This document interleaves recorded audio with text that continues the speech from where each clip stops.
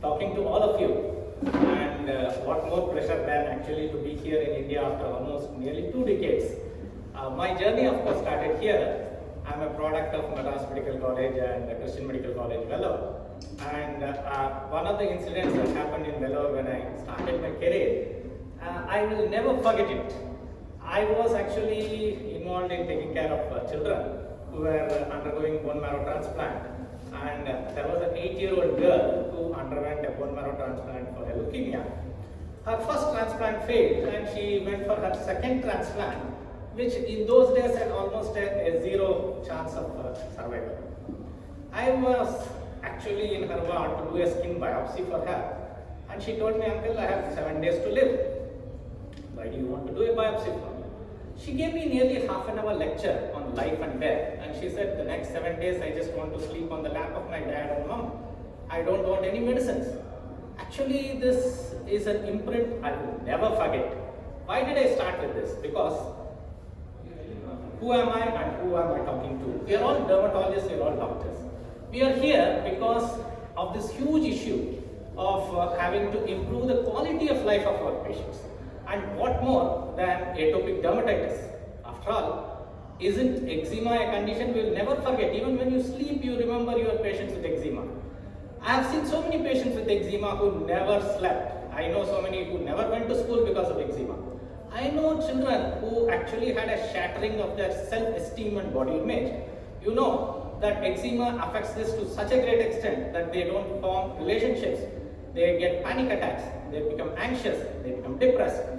The huge burden that eczema has as an individual, for the family, for society, it's huge. We all know that the cost of eczema is horrendous in terms of the time it robs from each and every one of the sufferers. The quality of life and the time it robs is so huge that nearly 1/3 the life of a person is lost because of eczema. Just imagine that if we can give a good quality of life index by improving their quality of life. This is our mission. This is what I am here to talk about, and this is what you are here to listen to, because after all, we as dermatologists have this as the commonest skin inflammatory condition, which hands down has the biggest burden on the quality of life. And I know several people who contemplated suicide. I know several people who actually even attempted it. I know so many people who have shut themselves up in their rooms. So this is actually a condition which has such a huge unmet need. And what we have to offer so far is rubbish. I would say that topical care, putting moisturizer, putting steroid, putting tacrolimus, all these things take up so much time that the need of the hour is to give something which is simple, an injection or a tablet. Don't waste time. It should be gone very fast, and the quality of life should improve. The skin quality should improve, the appearance should improve, the entire self-esteem should be back.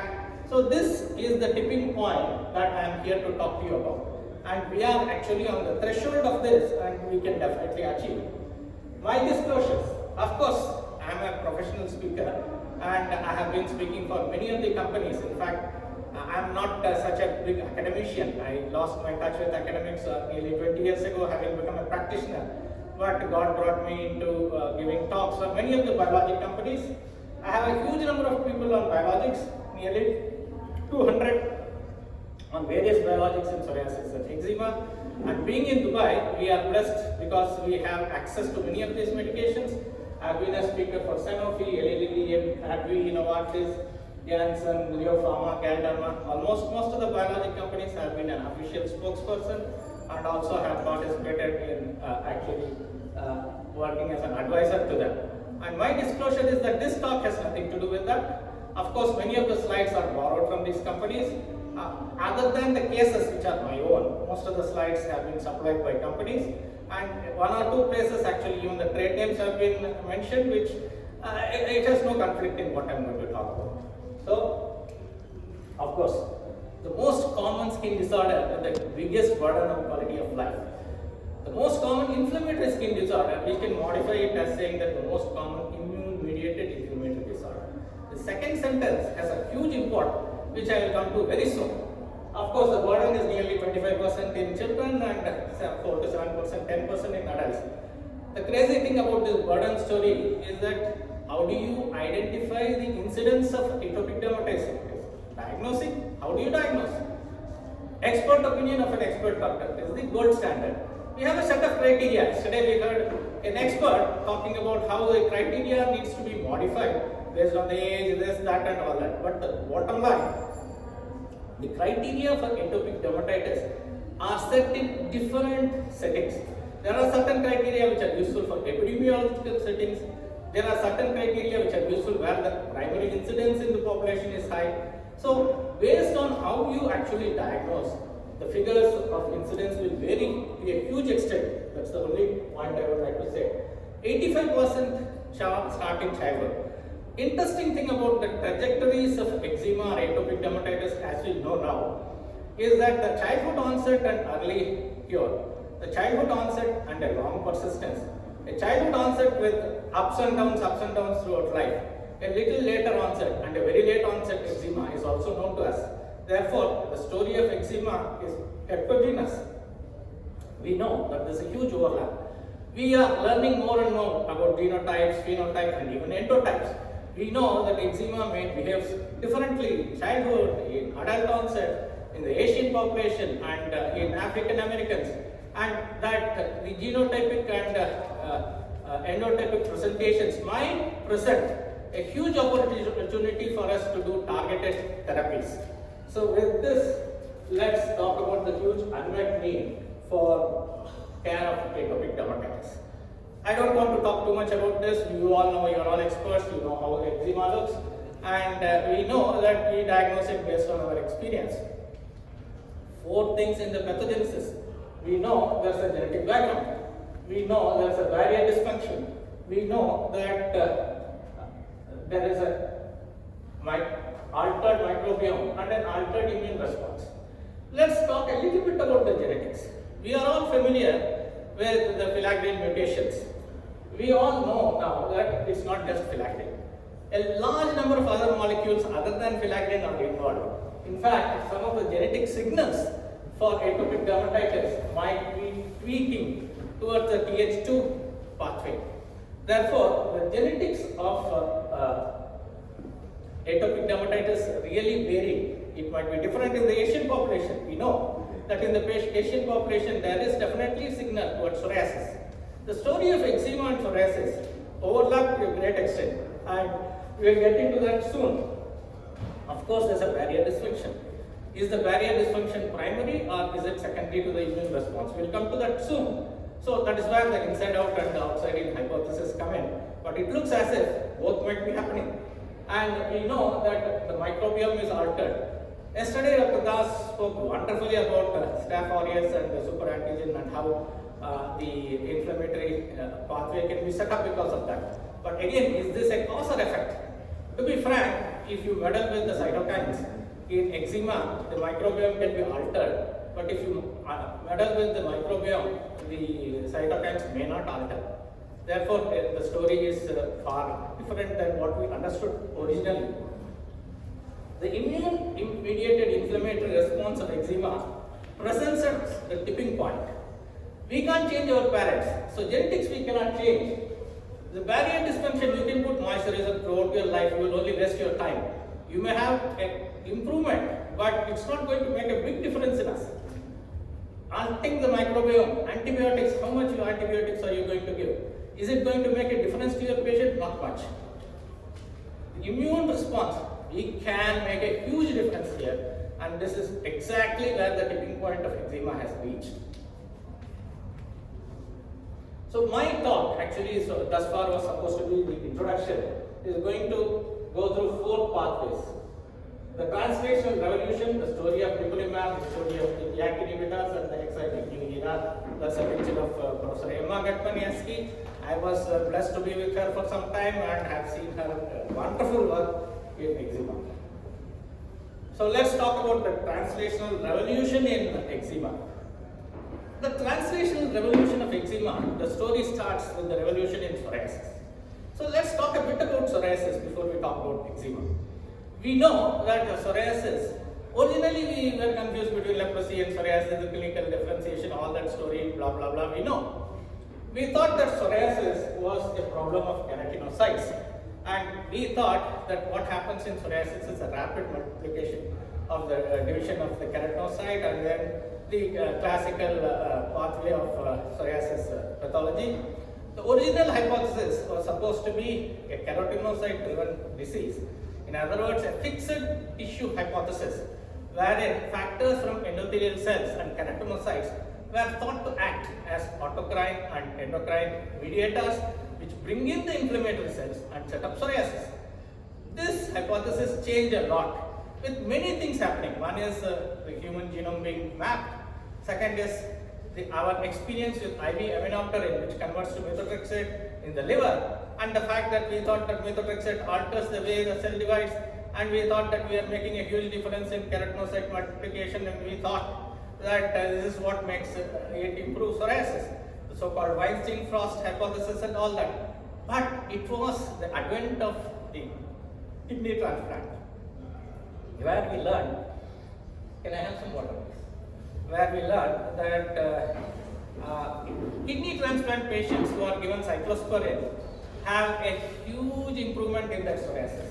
And we thought that this is all because cyclosporine could alter even the keratinocytes. This was not proof that cyclosporine was in any way going to affect the T cells, and that was what is going to make the psoriasis better.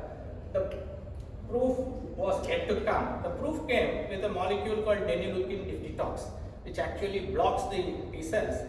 And this proved in mice experiments and human experiments, tissue experiments, that by blocking T cell, you can make a huge difference in psoriasis.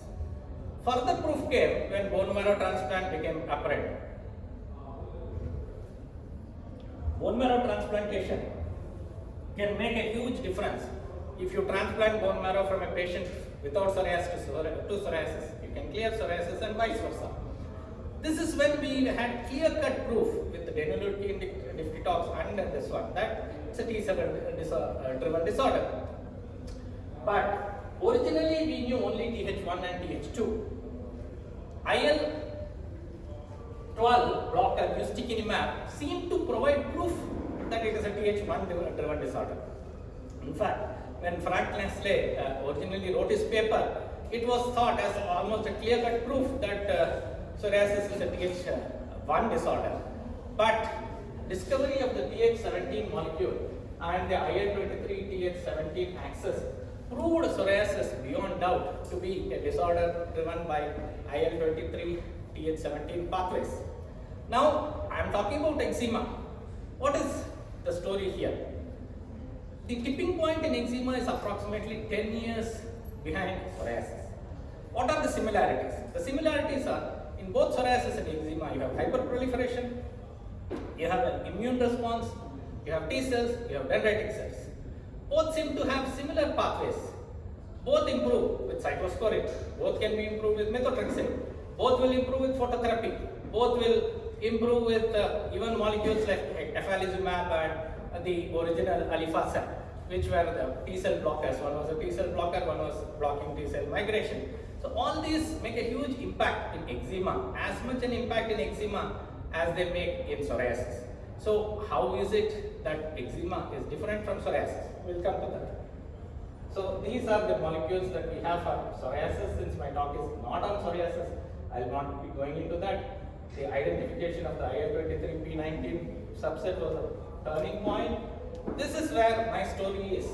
If you take biopsies of normal skin psoriasis and eczema, you stain with RT-PCR for keratin 16 for T cells and for dendritic cells, and you are blinded. You cannot differentiate psoriasis from eczema.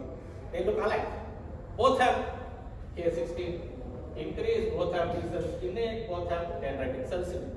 So what is different? These are the original hypothesis. This is the original fixed tissue hypothesis for psoriasis.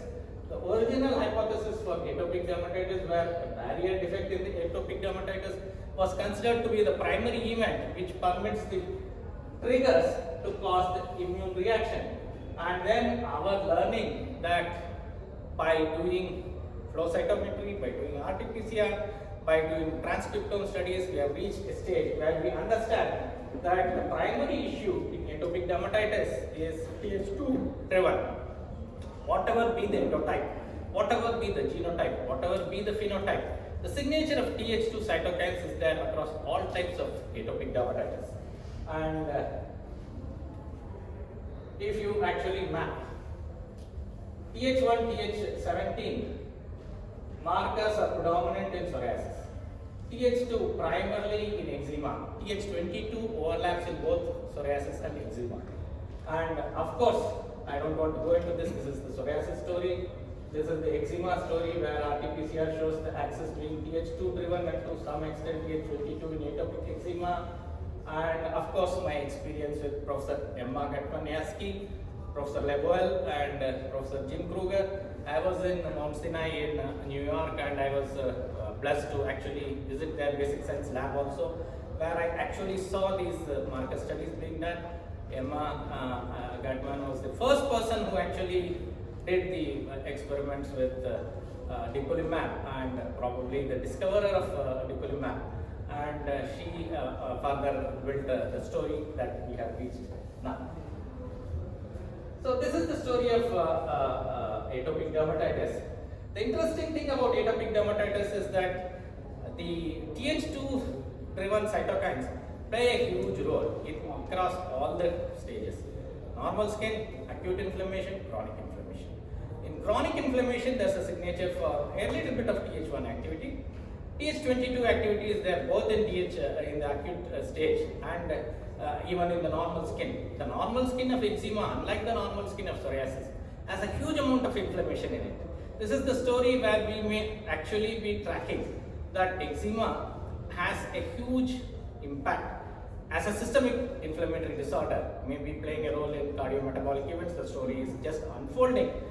The interesting thing is that severe eczema doesn't seem to have a major impact, whereas mild to moderate does have a bigger impact than psoriasis in the chronic inflammation and the setup. So let's move fast. I think this is the story, and this is the story of dupilumab after the Emma Gatman's pioneering work. Actually, 2010, the phase 1 trials were initiated, and we actually got the approval in the US in March 2017. The dose I don't want to go into, and this is how blocking IL-4 and IL-13 actually not only reduces the inflammation, but alters this tissue barrier and even alters the microbiome. That's what I commented in the beginning. You alter the microbiome, you don't alter the inflammation. You alter the barrier, you don't alter the inflammation so much. But you meddle with the inflammatory pathway, you have a huge impact in almost everything, whether it's the normal skin, the acute inflammation, or chronic inflammation of psoriasis. Therefore, this is how dupilumab works.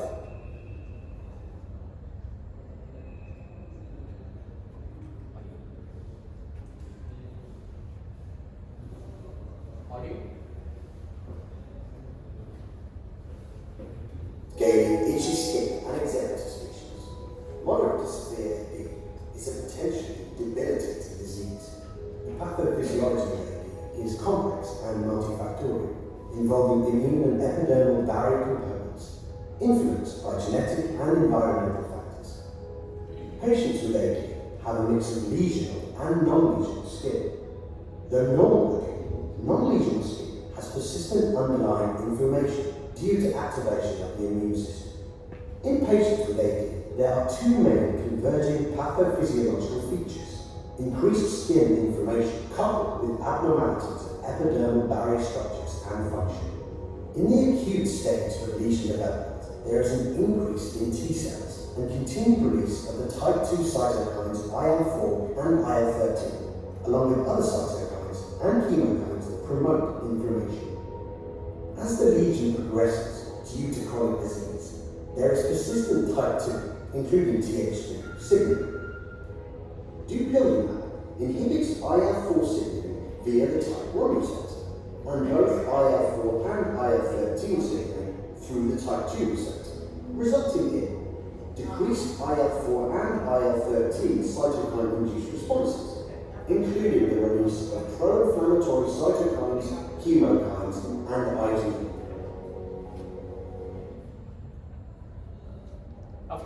this is a slide provided by Sanofi, and these are their disclaimers. And this is the story of type 1, type 2 and type 3 immune pathways, and how meddling with these impact us as human beings. The interesting story of meddling with the type 2 pathway is that it's involved mainly in parasitic infestations and allergens, and therefore specific targeting of type 2 molecules with a blocker of IL-4 and IL-13 does not have an immunosuppressive effect, it has an immunomodulating effect. And this is the story for COVID, this is the story for vaccination, this is the story for what kind of test you need before and after. You don't need any blood tests when you are giving a patient with of eczema, starting them on dupilumab. Of course, you need to investigate if the patient requires for some other reason, but it doesn't require monitoring per se, even as per label. The story is not the same when we talk about the newer JAK molecules.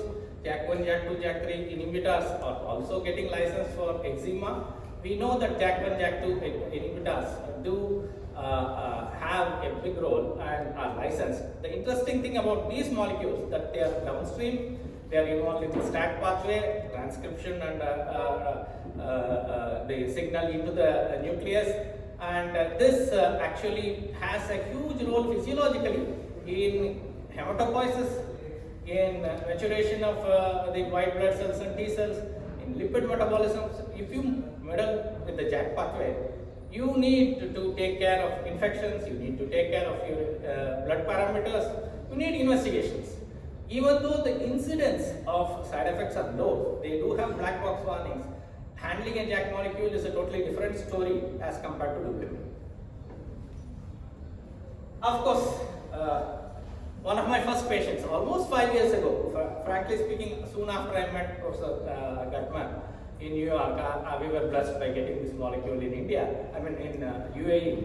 And one of my first patients was a 27-year young lady. She was a physician herself. I had been treating her for eczema from childhood. It was really a horrendous story. She took it up as a challenge, became a doctor herself, became an internal medicine specialist. But her eczema never left her. She was fed up. Topical steroids, short courses of oral steroids only used to help her. She was against taking cyclosporine. She refused. She became depressed. She started locking up her door. She refused to go to work. At an age when she was supposed to get married, she had glaucoma, side effects of the steroid use. She almost contemplated suicide many times. And this is what happened after we started her on dupilumab. It took nearly 1 year, not 16 weeks as the studies show. But the huge difference that we could make to her in a year resulted her in getting married. Even the lichenified lesions disappeared. Dupilumab alters the skin barrier and the microbiome. The incidence of infections are much less on patients with dupilumab, and the texture of the skin changes a lot. So this is definitely something that we never saw with our previous treatments. So major improvement in body lesions, a huge improvement, her eye problems cleared, and this is where we landed. I have more than 40 patients on dupilumab now. I have quite a number of patients on the new JAK inhibitors also. That way we are blessed. Let's talk about the new molecules which are licensed. The main thing is that we are not permitted to use any off-label medication. So the oral tablets, single daily use, improve signs in such a fast manner and relatively safe. And let's talk about the rationale for using the JAKs. You know Janus. Janus is the doorway. A doorway is something that opens when you knock. Who knocks? The cytokine knocks through the receptors. Once the Janus opens, it's a two-way doorway. They usually work in pairs.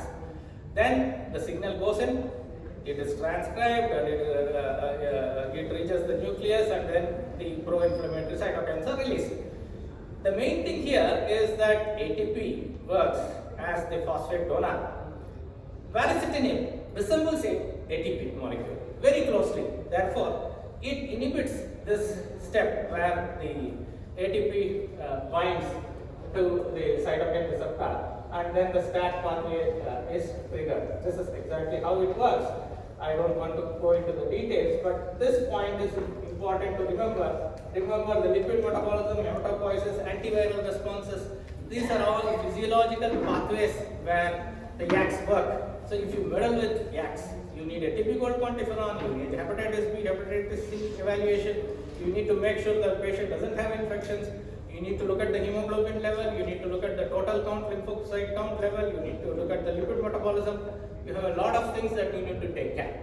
So remember that when you use a YAC inhibitor, the YAC inhibitor may be beneficial because the story of atopic dermatitis is not exactly only Th2.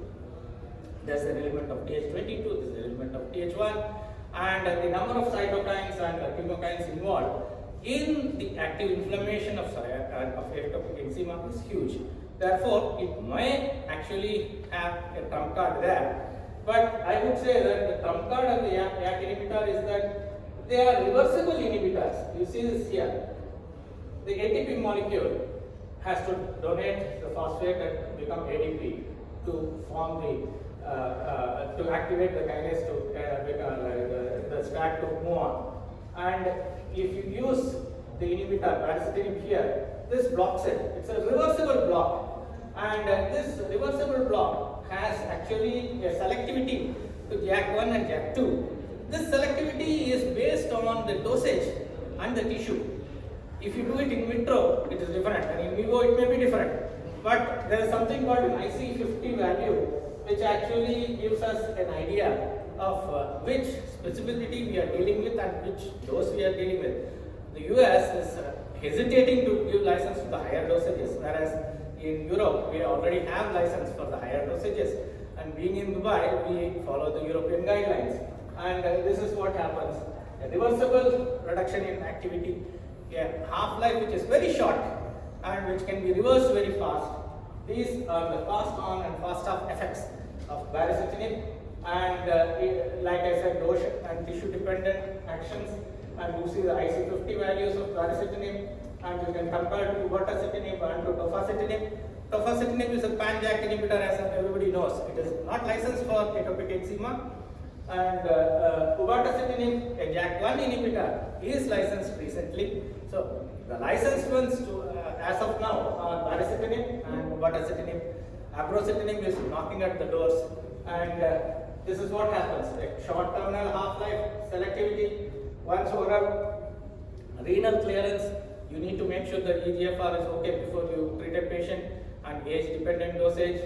So with all these in mind, we know that these are orally administered, rapidly absorbed with a terminal half-life, and they're extremely good. This is one of my patients on baricitinib. A young lady, 20-year-old, a student going for an exam, and she wanted her itch to go very fast. You see, if you use an oral YAC inhibitor, within 2 days the itch is gone. You can sleep well in 2 days. Dupilumab may take 2 weeks, but there is a heads-up study between uvatacitinib and dupilumab. But I would say that the study design isn't great because the cutoff point is week 16, and what we are looking at is different. If you have a cutoff point of 52 weeks, dupilumab might outperform uvatacitinib. So dupilumab works slow because it works upstream, whereas the YAC inhibitors work downstream, and you get a very fast relief from itching. But if you stop it, the itching may come back very fast. The only advantage is that if you are considering a vaccination, you can stop. Even 5 times the half-life is only 5 days. You can stop the molecule easily, and then you can restart it. So that way, uvatacitinib and baricitinib gives us a lot of leeway. We have a number of molecules which we can use with ease nowadays, and which are licensed. The story of this lady was a huge improvement in almost all parameters: the looks, the itching, the sleep, and the story is that the itch NRS from 9 to 2 within 1 week, the sleep NRS from 8 to 2 within 1 week, the EASI score from 33 to 6, sleep SCORAD from 72 to 26, PGA 4 to 1. A clinically meaningful improvement within a week for the ADCT, the anxiety and depression, HAND scores, and the DLQI.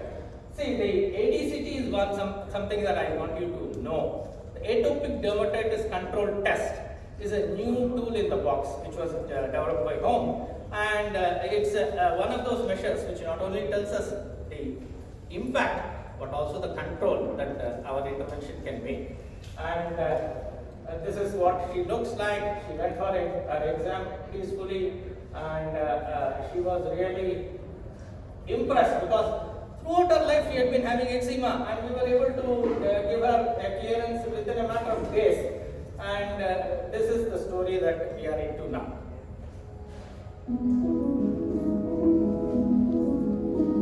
As a spokesperson for AbbVie also, they kindly gave me this video.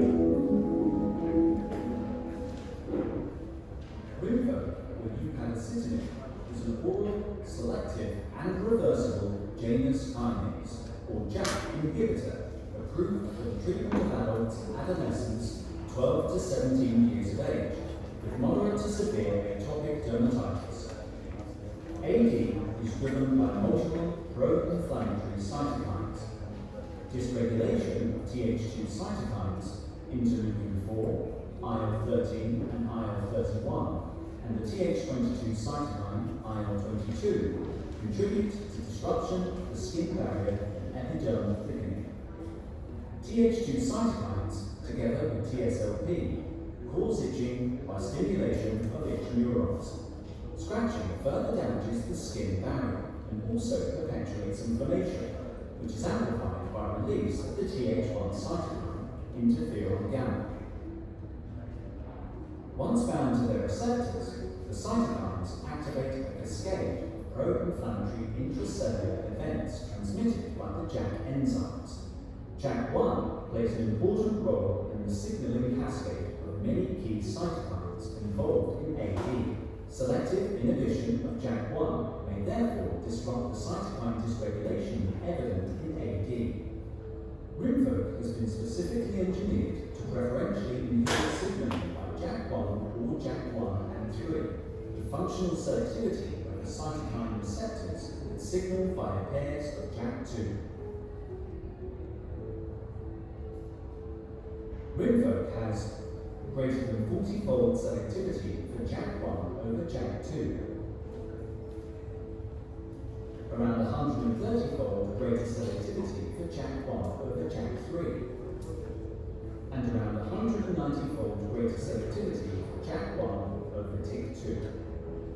Rinvoq is a small molecule that works inside the cell to inhibit multiple cytokine pathways involved in AD.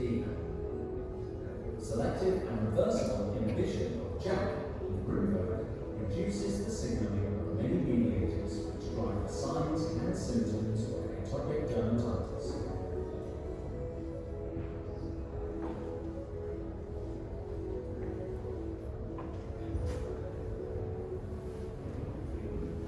So once again, thanks to AbbVie, I got this video.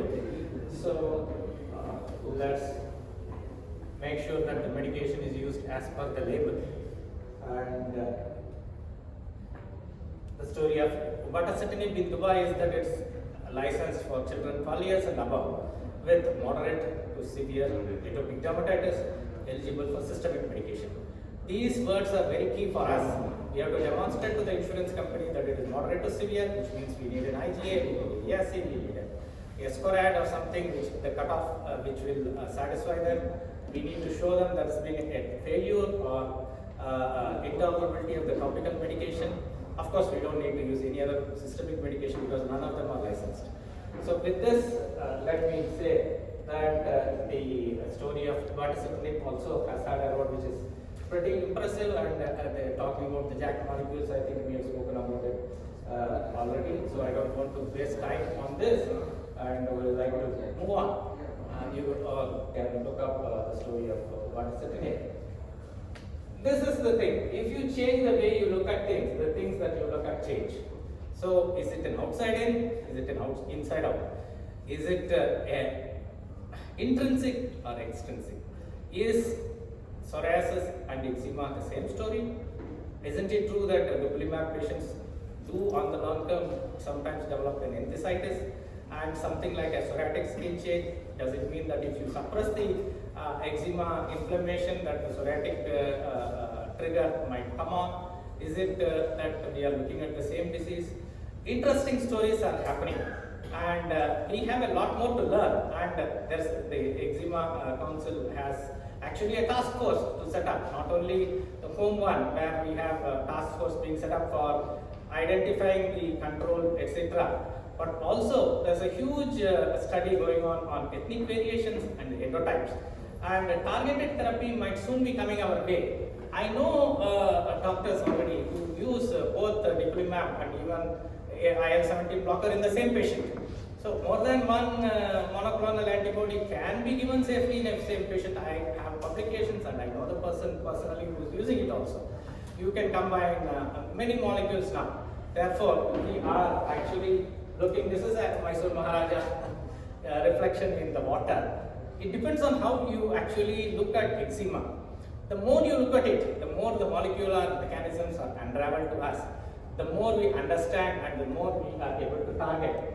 Professor MidDermacon, who actually interacted with me quite a number of times. I have visited her and I have seen her lab. She is one of the pioneers, and of course I am in parallel, but I believe MidDermacon is current head of the Eczema Council, and she has done the maximum number of publications and the trials in eczema. So eczema can be targeted not only in the type 2 cytokines. You have new molecules coming up targeting IL-13, you have new molecules targeting IL-58. You can target even at the level of the alarmins or the triggers, even blockers of IL-25, IL-23 and TSLP are coming up. You are having targeting of the OX40 ligand on dendritic cells, and you have got targets of the TH17 and the IL-22 pathways, and you have got a whole gamut of topical agents coming up, topical JAK inhibitors which are getting licensed, and the tipping point in eczema arrived with our understanding of the molecular mechanisms to target, especially the fact that it is targeting the immune pathway which is giving us the best results. And I'm quite excited because we are blessed to have had a lot of life-changing results in many of our patients. So once again, thanks to MidDermacon for having given me this opportunity, Professor Ramesh Bhatt. It's an honor, sir, Dr. Ganesh Pai, for you to have listened to me. I know that a stalwart like you coming is a big honor to me. Being a practitioner and not so much into academics, it's still a blessing for me to be blessed with having to handle many of these molecules and being in a position where I have been speaking many of the biological companies. Thank you very much to one and all. Thank you. Thank you, sir, for the thought-provoking